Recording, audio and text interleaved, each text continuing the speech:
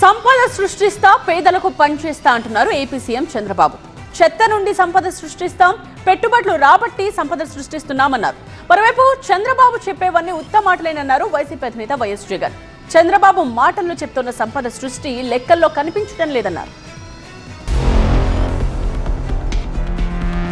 2047 స్వర్ణాంధ్ర సాధన, సంపద సృష్టి లక్ష్యంగా పనిచేస్తున్నామన్నారు ఏపీ సీఎం చంద్రబాబు. చెత్తను, వ్యర్థాలను కూడా సంపదగా మారుస్తున్నామన్నారు. చెత్త చెదారం అంతా కూడా ఎక్కడికక్కడ కాంపోస్ట్ గా మార్చి దాన్ని ఎరువులుగా వాడుకునే పరిస్థితి రావాలి. బయోడైవర్సిటీతో ఒక చిన్న పార్కు కూడా పెడుతున్నాం. ప్రయోగంగా 1000 హై స్కూల్స్ లో, రెసిడెన్షియల్ స్కూల్స్ లో ప్రతి ఒక్క ఆఫీస్ పైన కరెంట్ ఉత్పత్తి చేయాలి, సోలార్ ప్యానెల్ పెట్టుకోవాలి. ఇవన్నీ గాని చేస్తే ఇంకా మీకు ఆ గ్రామంలో చెత్త అనే మాట ఉండదు.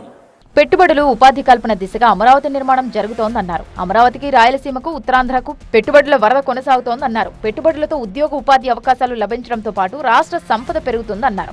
సంపద పెంచి పేదలకు పంచుతామన్నారు చంద్రబాబు. సంపద సృష్టిస్తే పన్నుల రూపేణ డబ్బులు వస్తే ఆ డబ్బులు తీసుకొచ్చి పేదవాళ్లకు పెన్షన్లు ఇవ్వడం, లేకుంటే సంక్షేమ కార్యక్రమాలు ఇవన్నీ చేస్తున్నాం. ప్రస్తుతం రాష్ట్ర తలసరి ఆదాయం సగటున 3 లక్షలుగా ఉందన్నారు ముఖ్యమంత్రి. 22 సంవత్సరాల్లో తలసరి ఆదాయాన్ని 54 లక్షలకు పెంచడమే లక్ష్యంగా పనిచేస్తున్నామన్నారు.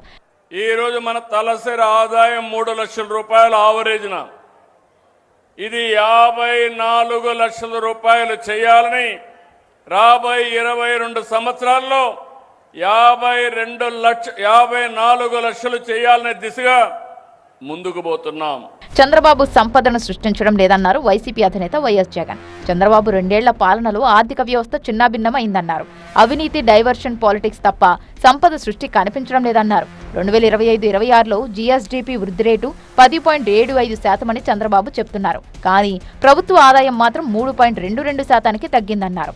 చంద్రబాబు ప్రభుత్వ విధానాలు, అవినీతి వల్లే ఆర్థిక వ్యవస్థ దెబ్బతిన్నదని ట్వీట్ చేశారు. రాష్ట్రం నిజంగానే వేగంగా అభివృద్ధి చెందుతుంటే రెవెన్యూ ఎందుకు పెరగడం లేదన్నారు. 2023-24 వైసీపీ హయాంలో పన్నుల ద్వారా రాష్ట్ర ఆదాయం 85,922.23 కోట్ల రూపాయలు వచ్చిందన్నారు. 2 ఏళ్లలో కనీసం 8% పెరిగినా 2025-26 నాటికి 1,219.69 కోట్లకు చేరాలన్నారు. కానీ వాస్తవంగా వచ్చింది 86,552.68 కోట్లు మాత్రమేనన్నారు జగన్. అంచనా కంటే 13,667 కోట్ల రూపాయల ఆదాయం తగ్గడం సంపద సృష్టి అని ప్రశ్నించారు. జీఎస్టీ, సేల్స్ ట్యాక్స్ ఆదాయాలు 5% కూడా పెరగలేదన్నారు జగన్. ఎక్సైజ్ ఆదాయం 8.20% తగ్గిందన్నారు. కూటమి పాలనలో రాష్ట్ర ఆర్థిక వ్యవస్థ కుదేలైందన్నారు జగన్.